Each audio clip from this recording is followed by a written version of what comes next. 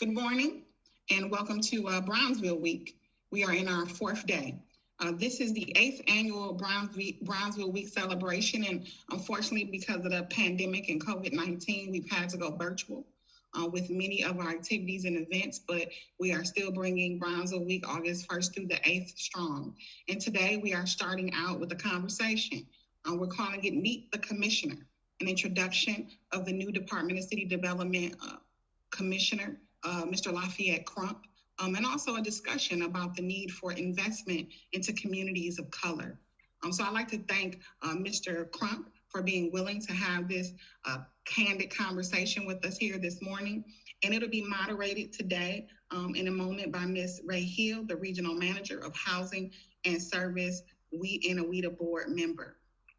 I asked Ms. Hill to moderate today because I know her from working with the MLK bid and helping to be a part of kind of like the Friends of Bronzeville to help bring Bronzeville Weeks of Old to fruition. So I knew that she could do justice today by interviewing Mr. Crump and taking the questions from those of you who have questions throughout this morning.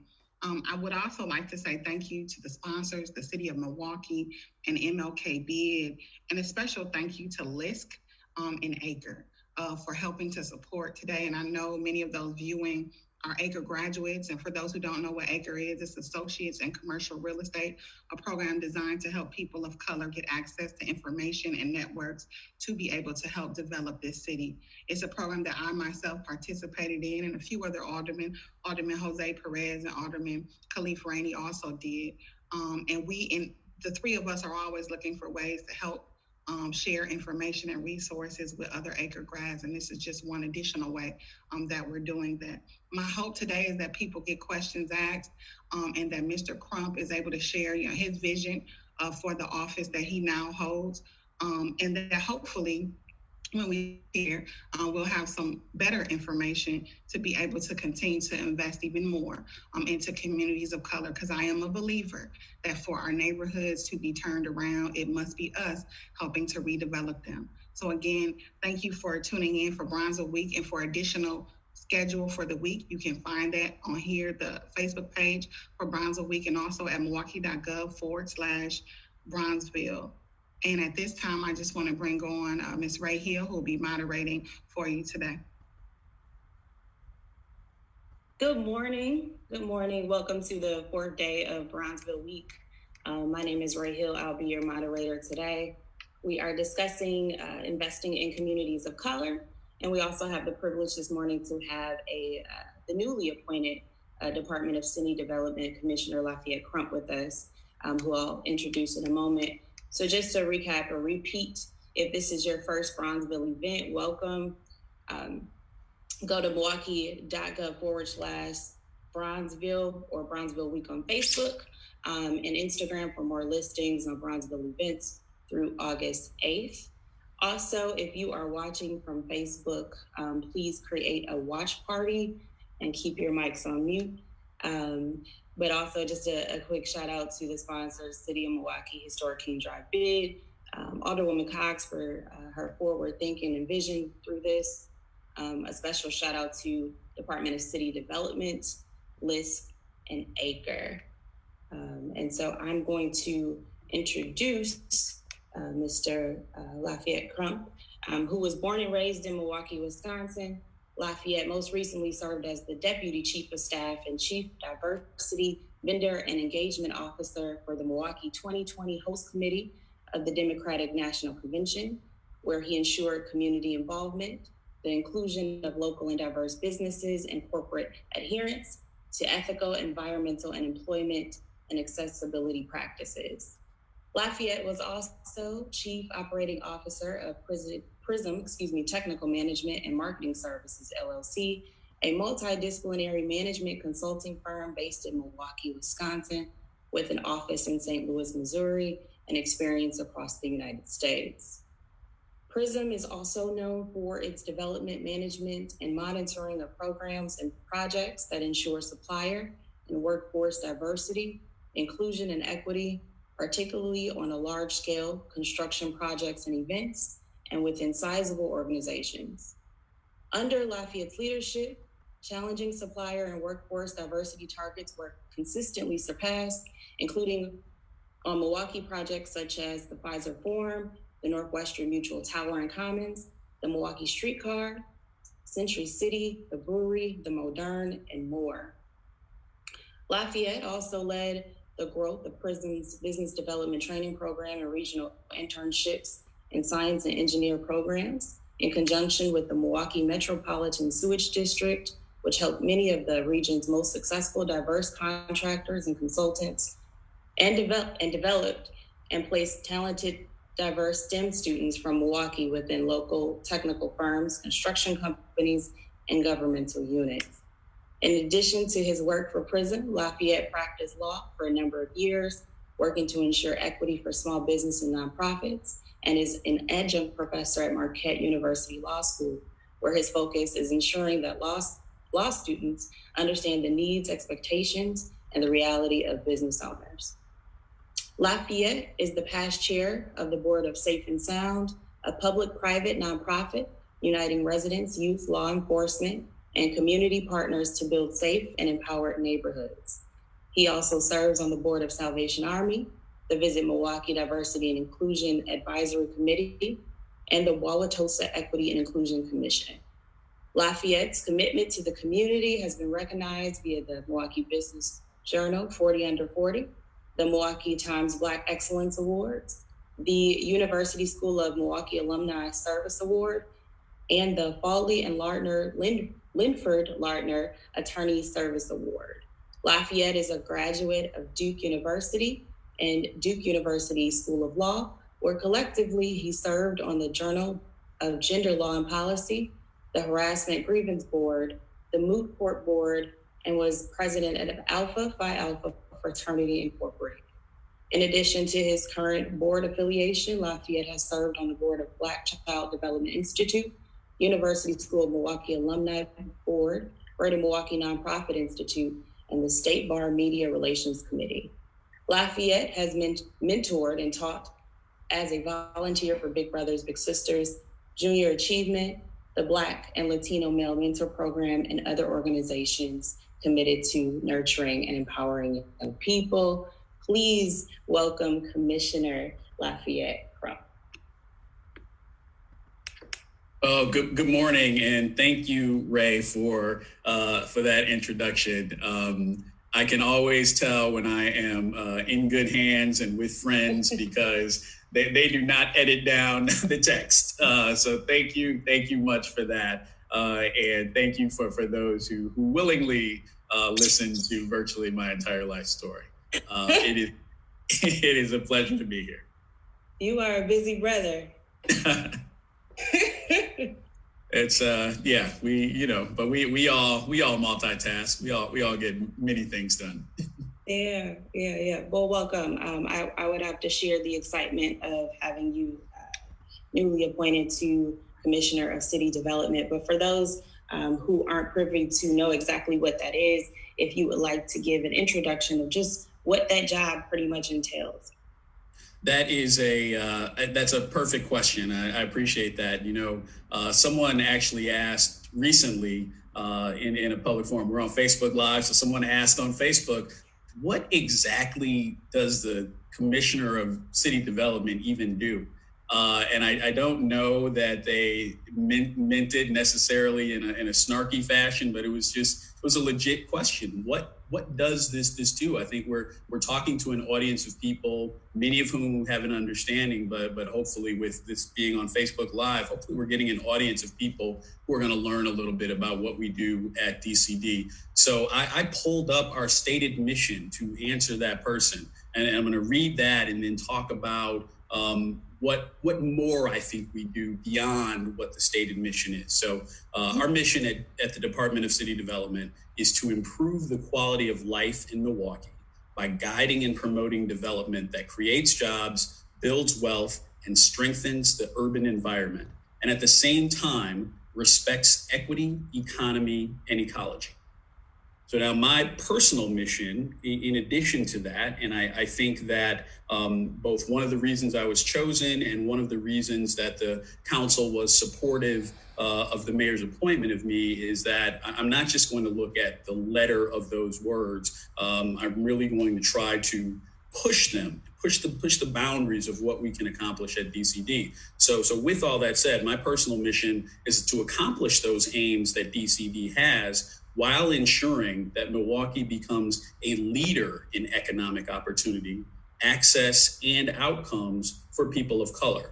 That means home ownership, that means affordable rents, that means business growth and jobs. It also means that our actions as a department have to be geared toward a future where Black and brown people are not just impacted by the work that we're doing at DCD or much of the work that the city of Milwaukee does through its other departments to increase opportunities for Black and brown people, that it's not just about us being impacted by the work that these departments do, but that we actively participate in that work. So that's a little bit about what DCD does and how I see my role in expanding that to ensure a racial and economic equity focus. Awesome. So you mentioned pushing boundaries, and I kind of want to expound on that because I think traditionally Milwaukee has been risk averse when it comes to just change, specifically in the development in some of our urban communities. Can you talk a little bit about what your vision would be to challenge those boundaries and push them in a direction that is vital to the community of color that looks like us? Absolutely. And I think that's a great segue to do something I wanted to do when we started, which was just to thank Alderwoman Coggs for both, her work to bring this together, Bronzeville Week, but also her vision in terms of entrepreneurship for the Black community and people of color in general in the city of Milwaukee, and also the leadership that I think she and other members of the council showed in asking that each of the appointees to various departments gave some perspective to what we're going to do with respect to racial equity in the city of Milwaukee. And when you stop and think about things through that lens, you are no longer just doing business as usual. No matter who you are, and I'll pick two people. I'll say myself, and I'll say Steve Mahan, at the Community Development Block Grant Office, and I can speak for myself certainly, and I know I'll speak for Steve in saying that it's a person who is going to think about racial equity, in the work that we do, but to ensure that is top of mind really focuses you in a different way, and to think back on the decisions that you've made in the past and what you will do going forward will demand that you push boundaries, will demand that you recognize, as I said at my confirmation hearing, that there is no such thing as a race-neutral policy because we're not a race-neutral country. And pushing the boundaries means thinking about that every time you make a decision. When you think about putting a development somewhere, who's going to build that project, which companies are going to build that project, which people are going to build it, but then who's going to work there when it's done? Who is going to be impacted by this businesses here? Does that create new job opportunities? Does that displace people? Does that make it more difficult for people who are trying to stay in a community to stay there? Does it increase the likelihood that future businesses will come and hire people from that neighborhood? So when I talk about pushing boundaries, it's certainly thinking about racial and economic equity in our choices, but it's also then thinking about, okay, what are our resources? We've got, it's interesting once you get inside and you get to see a little bit about how the sausage is made, and we think about TIF dollars and the money that can push into a community, tax incremental financing that can push money into a community, but also the budget at DCD is not quite as large as I might have thought or might have hoped before getting in. And that being said, though, We've got partners throughout the city of Milwaukee, both city government, but also many of the people in the corporate and philanthropic communities who have additional funds that they could help us leverage to do more in this city. So we have to ask them for that. We have to present the case for why that is necessary, both when they are seeking approval from DCD or even when they do not need our approval. One of the things that I've been heartened to see over the last few years that there are developers like the Ergens development team who have agreed to have voluntary efforts to increase the number of businesses and workers on their project who are diverse, who come from the city of Milwaukee, ensuring that there are Black people, that there are Latinx people who are working on these projects. And they're doing that even without city funding in their projects. So I think so often we are stuck on what we can make people do. And we don't think enough about what we can ask people to do. Sometimes you can ask people to do those things behind closed doors, but sometimes you're going to have to ask those things publicly. Sometimes you're going to have to ask people to speak publicly about why certain things either are important to them or not important. And that is not to necessarily embarrass anyone, but it's to bring them to the table and have them account for where their values are. Our values as a community need to be focused on racial and economic equity. It can't just be something that we try to do in our little sphere of city controlled development, but it has to be an ethos that permeates everything in this community. Absolutely. So you talk about a collective and resources, and we have our good brother Joaquin Arturo on the line as well from WIDA. So shout out to Joaquin, who's been doing great work for the past year and just really digging in and really trying to create a cohesive approach, not only for the city of Milwaukee, but for the state of Wisconsin. And with that, we're talking about not working in silos and really bringing people to the forefront and the table. Can you talk a little bit about what those collaborations would look like and utilizing multiple resources? And just, I can't see who's all online, but I'm just going to guess that there's probably developers, aspiring developers on the line who are looking for resources and looking for city development to be a part of that. What's your thoughts and your take on what that collaboration looks like? Yeah, I think, thank you for that question. And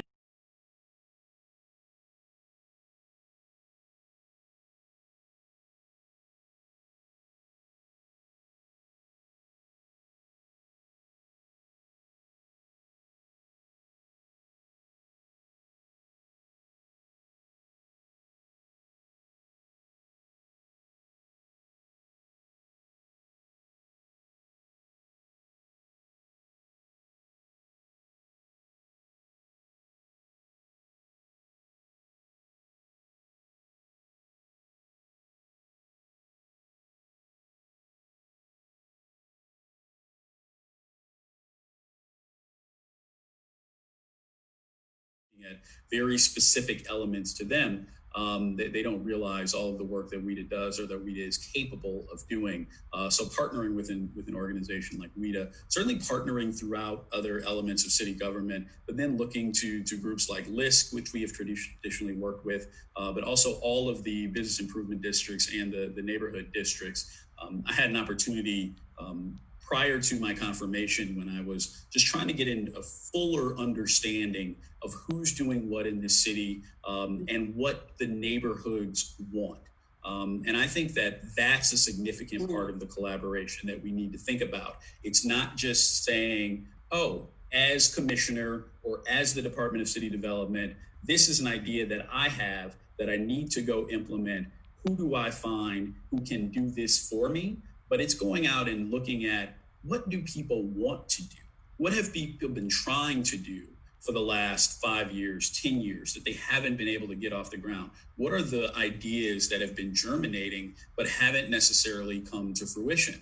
And what are people in the neighborhoods beyond the leadership in those neighborhoods? What are other people looking for? You know, what business owners are out there who have an idea that they just haven't been able to implement? who's looking at doing a development.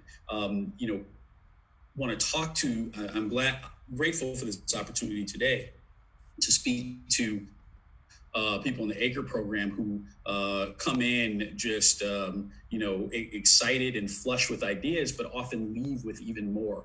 I participated in the ACRE program a few years ago as well. And it's not just learning some of the nuts and bolts, but it is the brilliant people that are in your cohort who you also bounce ideas off of and the relationships that you build there. To me, I think it's important to think that collaboration is not just finding other people who can execute the idea that you already have, but it is finding out what the other ideas are that are out there, and how can I collaborate with someone else? It's not just, what can DCD get done, but who else is trying to do something where they could use DCD's assistance, where we could be that final piece of making something happen, or even just, nurturing another relationship that can make something happen. Absolutely. I think that's really important that you mentioned just the ACRE folks. I'm an ACRE grad as well from 2016 and saw some great projects, actually Viller Commons. So shout out to Q and Index Development, Scott Crawford, all the work that's going on there. Question as it relates to individuals trying to invest in their own community. So what would your advice or your thoughts be on making it easy for individuals to do that?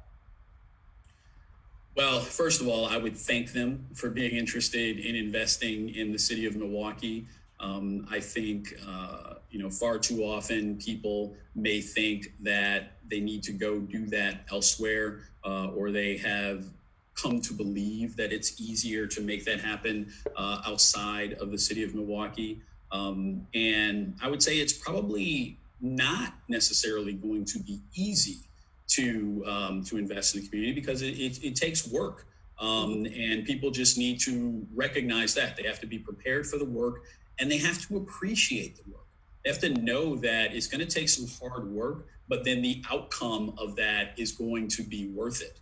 Even if that, they have a specific return on investment in mind, that can certainly be one level of success, but it's also what you learn from doing that.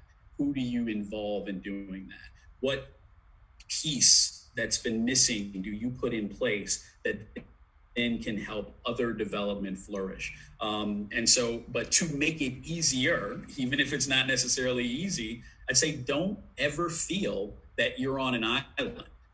Don't think that you have to figure it all out yourself just because you are new at it, or just because you don't have the capital yet that you hope you have. You do not have to wait until it's perfect. I think we're all familiar with the phrase, don't let perfect be the enemy of good. You can get some good things done while you were waiting for that perfect, great thing to happen. So reach out to DCD, reach out to Milwaukee Economic Development Corporation, reach out to some of the other organizations that are out there, reach out to WIBIC, reach out to the bid in your area where you want to get something done, reach out to your council member. There are many people who want to get things done. The mayor likes to say that success has many parents, and he's so right about that. And part of the reason that success has so many parents, because there are so many people who really are interested in making things happen in this city.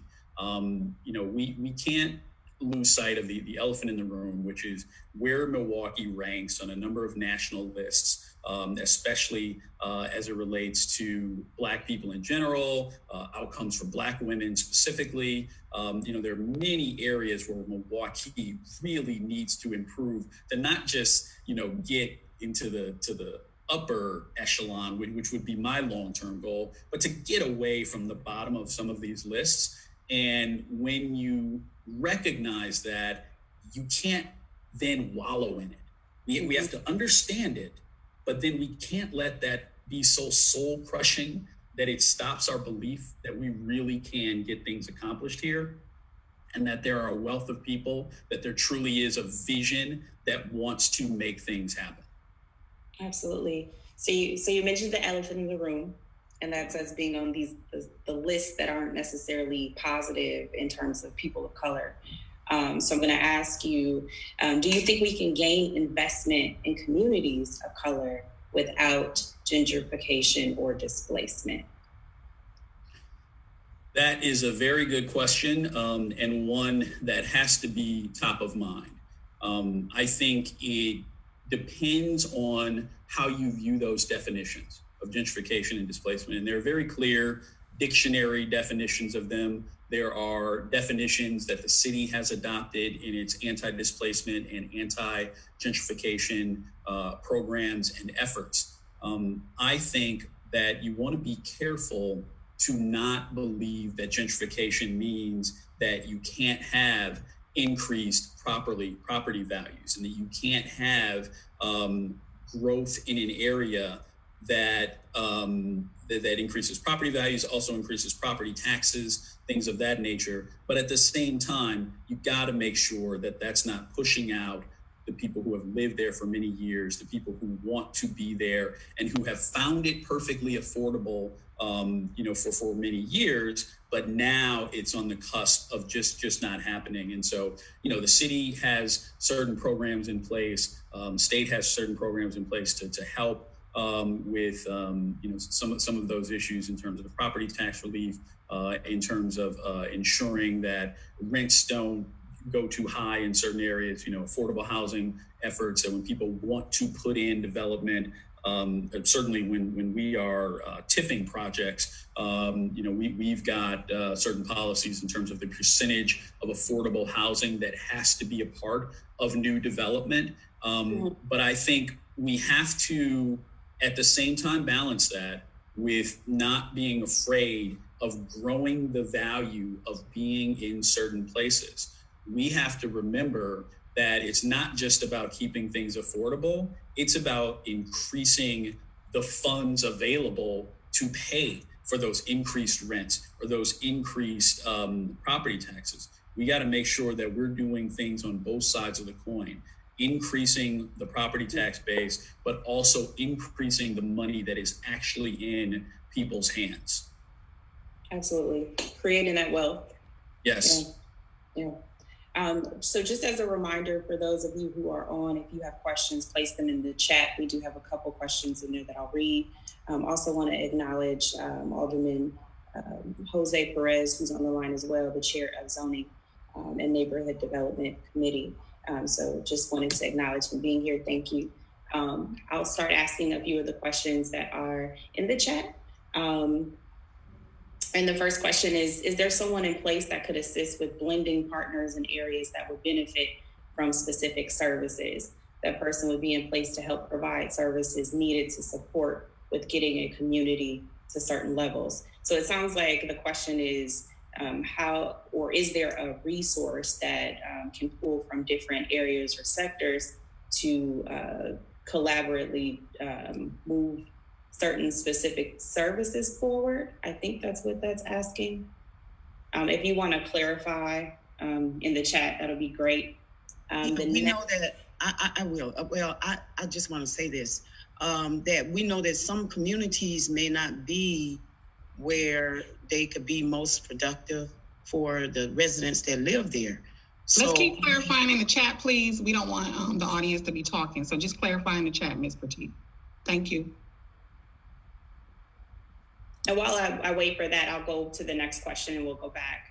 So the next question is, how will your DCD empowered community co-ops and land trust undo the exclusion of regular working class, working poor, and poor people from the development going on in their community?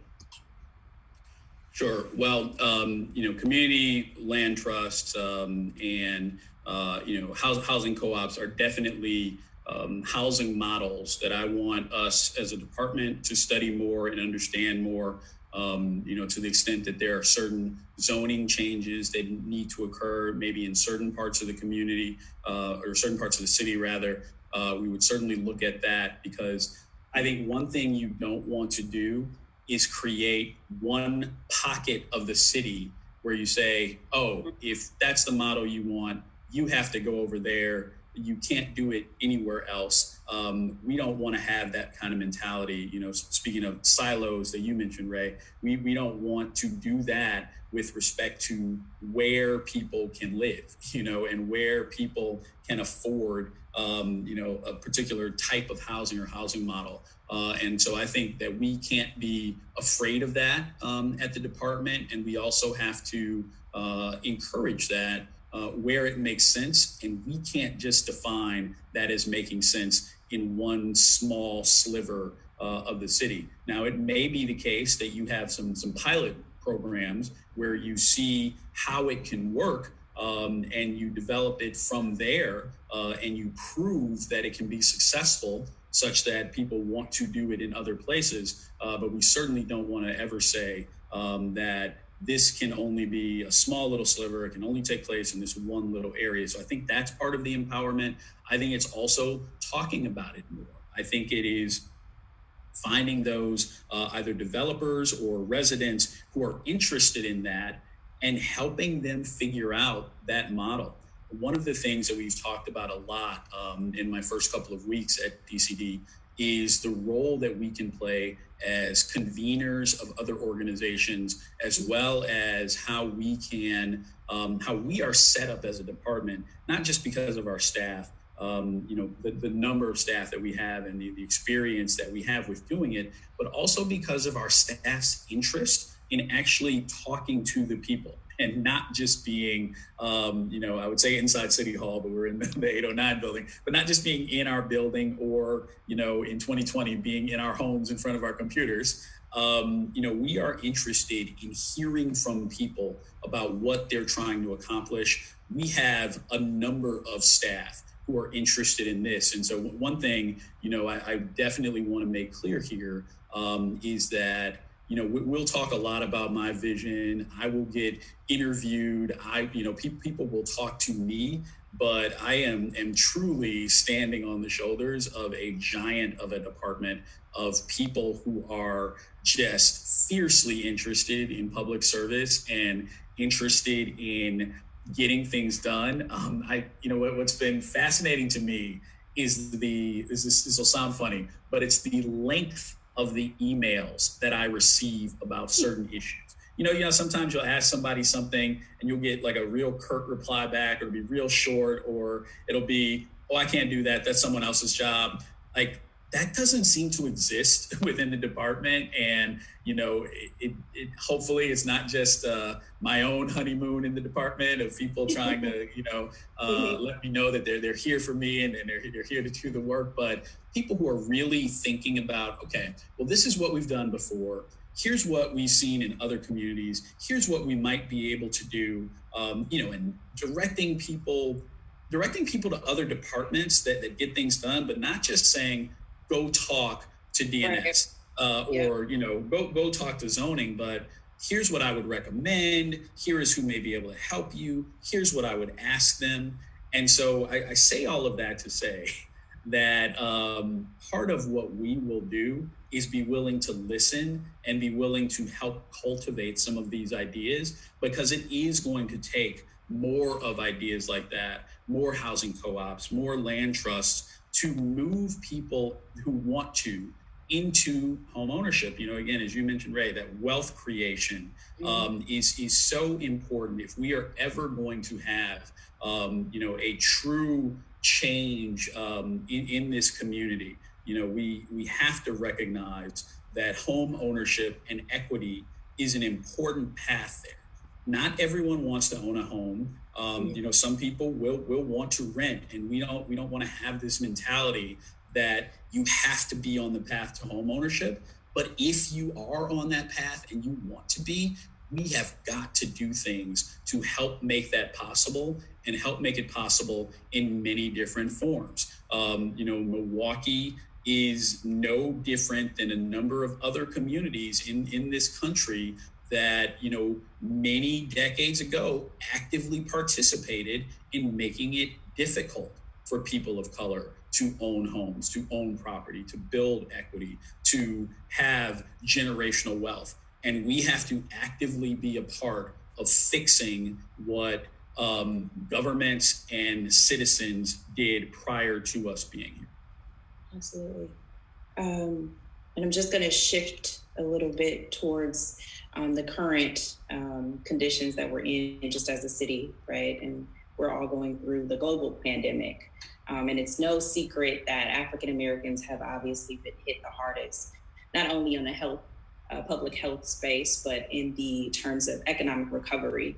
We are still behind in terms of our non-Black counterparts from the first recession. So, that's not a secret, but has your vision of city development changed based on the current pandemic? So as we think about how we're doing this right now virtually, right? What does that look like for brick and mortar spaces, for homes, for the housing stock, for people to get loans?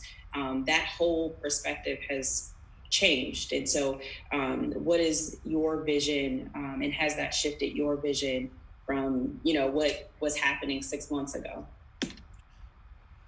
Well, so when I think about one element of my vision is that, we so often think of development as a battle between downtown development and development in the neighborhoods. And here as we talk about Bronzeville, and the area around it, Crump, Bronzeville, other areas near Bronzeville, vital neighborhoods in this city. Part of my vision, as I came in, was that we need to both recognize that downtown itself is a neighborhood, but in addition to that, we have to create some of the things that we create downtown out in all of the different spokes and arteries of the city, in the other commercial corridors, in other residential areas. There needs to be the type of exciting housing projects in other neighborhoods throughout the city. There needs to be exciting commercial development in other parts of the city than just the downtown neighborhood. And as I look at the pandemic and the impact that has had and the way that it focuses us, is I think it really only underscores that, as a matter of fact, because it is a fact that corporations and people are learning a lot, not that they wanted to, but that they have learned it during this period, that work can still get done when you don't put 500 people into an office, or you don't put thousands of people into one high rise, that work can still get done, that people can do things in their homes, we are learning that there are times when you can't crowd everyone on top of one another. And if that becomes something that we have to continue to think about, then what do we need? We need more accessibility in our neighborhoods. We need no food deserts. We need grocery stores near people's homes.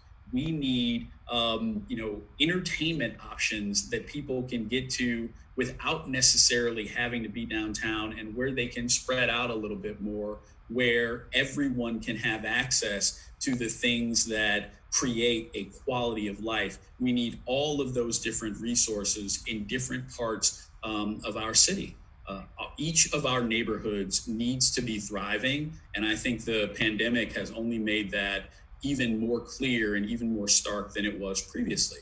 What this pandemic has also done is really shine a light on the inequities and the disparities that have existed in the community and in the country for some time. Who was hardest hit by this pandemic? Black people and brown people. And who has the greatest difficulty getting access to investment, to resources, to healthcare? Black people, Latinx people. We have seen the pandemic just make those things even clearer, that we are still very far behind as people of color in getting to where we want to be with respect to our neighbors. And we have to find a way to keep building the ladder until there is greater equity with respect to that. Oh, you're on mute, Ray. It's me respecting the mic. Appreciate you. One more question in regards to continuous to the COVID-19. Someone asked, what is being done to address the alarming issue of homeless that is looming due to COVID-19? It's being said that 90% of this growing population will be single African-American mothers due to evictions. What is the city doing about this? What type of funding is being put aside to ensure some form of protection for those? Sorry, go ahead. Oh, sorry. For those looking to rent to those that have been evicted, what type of programs standing behind landlords? Well, I think the mayor has said that he is very sympathetic to the plight of people who are renting, people who are facing eviction, particularly at this time. I saw, a sign recently that said it had we were all saying safer at home. How can you be safer at home if you don't have a home? Really underscored that. And it's things like that we have to think about the mixed messages that we are sending as a city with a small c and city with a capital C. We got to make sure that we are looking out for that. So one thing the mayor's done is directed that $15 million of the CARES Act funding that the city received is going toward helping people who may be facing eviction. In addition to that, I think some of the things that we need to do is make sure that there is a significant amount of housing that is available, workforce housing, low-income housing, affordable housing. We have to make sure that everybody has somewhere to live and that they can afford to live there. So not to keep beating a dead horse, but it is both making sure that there's affordable housing, but also making sure that when you have affordable housing, by whatever definition, that you've got enough people who can then afford that housing. And don't just look at what are the federal guidelines for that, but what's the fact here in Milwaukee? Do people have the income? Who is unemployed because of the pandemic or otherwise? You gotta face the realities and not just look at business as usual. So there are some things that are already being done and more to come. Yeah, thank you for that. One last question. I think we'll have one more question after this one. So the question is, how do you make sure fair and equitable access to purchase city real estate, including and especially city vacant lots, are fair and equitable and not left to department individuals who may have a certain bias? How can we reform acquisition of city real estate and get them back on the tax roll? Well, that's a very big question with a lot of moving pieces. So I think if I tackle the maybe the second part first, how do we get some of these vacant properties and even vacant lots back on the city tax rolls? I think it's, first of all, it is recognizing how vital it is and how impactful it is to move those things back there. It's not just moving them back through the tax rolls, but it's also recognizing that when you make more housing available, when you increase the supply, the price should go down. That the more housing that you have available, there should be more housing that is affordable to people, because they're not just fighting to get into a limited number of parcels. Or, and as much as I want everyone to believe that they can choose where they want to live in the city of Milwaukee, as much as I want, that is part of my vision, that people get to choose where they want to live and not feel that they must stay in a certain area of the city. got to recognize that some people, by force of inertia, by force of what they have believed, over the course of their lives, or by force of here's where their family is, or here's where their job is, or here is if they're sharing custody of their children, that they want to be in a particular area. So we got to make sure that there is that housing available and those opportunities available throughout the city. Now, with respect to fairness of making sure that there's true equity when it comes to purchasing, I think I heard in that question that it's not just about the financial opportunity, but it is sometimes where those opportunities get directed, either because of access, either because of who people know, or because of, I even heard in that question, I think, biases. I will say here that if I learn of that there are any biases either within our own staff or within other departments, that's something that I'm not going to take lightly, and that I'm going to speak up about and do something about. And so I would encourage, if there's anyone who feels that way, whether they feel strongly or lightly, please don't hesitate to reach out, and we will do something about that. Yeah, I think it also may have something to do with maybe just the knowledge of the process, right?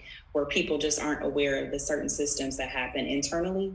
And when we're dealing with any type of city entity, I think that's always the block or the barrier for the public, because they don't understand exactly, how the process works. And so before you move on, that is a phenomenal point. That you are exactly right. That access is sometimes not just having actual access to a person, but even knowing which person you need access to. One of the things that we are looking at is overhauling our website, overhauling how we do social media, to make sure that people truly do know how to access all of the various opportunities. I mentioned before that our staff is really interested, those who I've had a chance to talk to, really interested in going out and in helping people understand what they need to get done to accomplish what they want to do. And I think one of the things that you'll also see us doing is more education about how to access opportunity. That's awesome. So my last question, this is a heavy one. What do you hope to accomplish as the commissioner?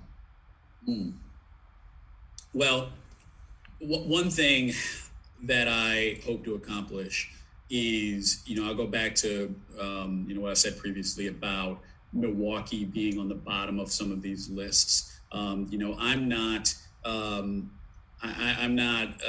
my glasses that I wear when I'm not wearing my contact lenses are not so rose-colored that I believe that in, 4 years, we are going to completely overhaul all of the outcomes in the city of Milwaukee. But what I do believe is that in 4 years, you can change a mentality and you can change a belief structure. And one of the things that I do hope to accomplish is that people in this city, particularly Black people and Latinx people, believe that this city wants them to succeed and is going to do what it can to help make that possible. I am going to ensure that I always keep my eye on what Alderwoman Coggs and the other council members who directed us to do, which is have a focus on racial equity. We will have failed if that is not a major focus of the work that we do, and if we don't move the needle on racial equity in this city. Awesome. Well, Commissioner, congratulations. Thank you for the time this morning, for being open and answering questions that you had no idea were coming. But I appreciate your transparency. To my Anchor family, thanks for joining. I'm going to turn it back to Alderwoman Coggs. Thank you. Thank you, Ray, for moderating this dialogue today. It is my sincere hope that you, Commissioner, keep your door open and your phone lines open, because I know we only got a little bit of the questions that I know people have for you today, and I'm sure people will have more beyond today. And I would hope that in your tenure over this next 4 years, you find ways to make the city systems easier for people in the community to be able to access and utilize, to be partners with the city in its redevelopment. And it is my sincere hope that all those people watching and listening truly do find their ways to support the opportunities to help rebuild our community. We are dealing with years of disinvestment and years of structural obstacles that have been put in place so that communities of color have not seen the same level of investment and development as others. And I think because we recognize that as a problem, it's incumbent upon us to change that. And in Milwaukee, you slowly begin to see that happening. And many of the people on this call here today are some of those people working every day to help make that possible and to help build a better Milwaukee. This is a moment of transformation, not just in this city, but across the nation, given all that is going on and the intention that's being paid to injustices and systems that need to be reworked, reformed, and some even destroyed or rebuilt. And I see each of you all who are willing to be out here as real estate warriors to help change and mold this city as partners in that. So again, thank you, Lafayette, Crump, and good luck as commissioner. Special thank you to LISC and ACRE and all those of you who tuned in today, and to the sponsors, City of Milwaukee and MLK-Bid.